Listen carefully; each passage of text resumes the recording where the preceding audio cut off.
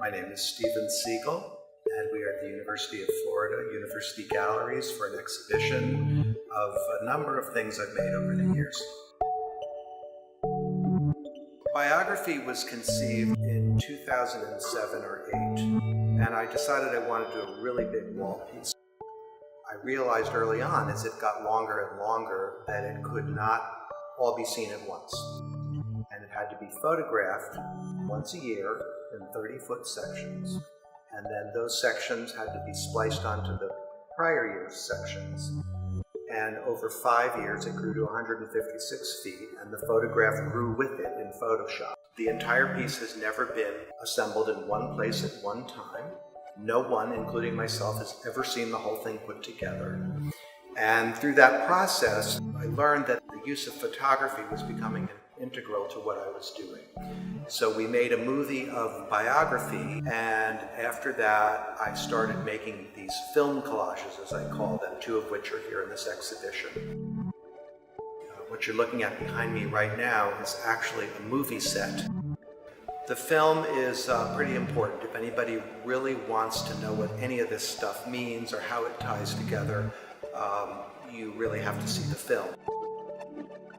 The intent was to start with very humble materials and see where evolution took them.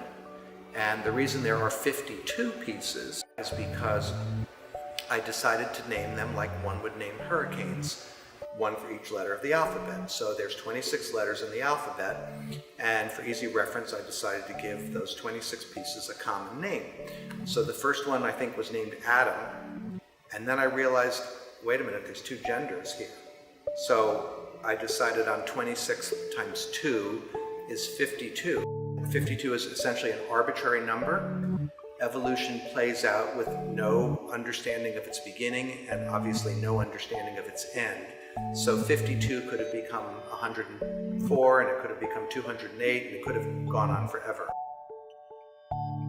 35 pieces were made, they were conceived to be seen separately after the film collage was made. So at one point on the wall, the whole thing was 10 feet high and 16 feet long. But the 35 pieces that comprise it have all been framed behind glass separately and stand now as 35 discrete objects, which can only be viewed in the film together.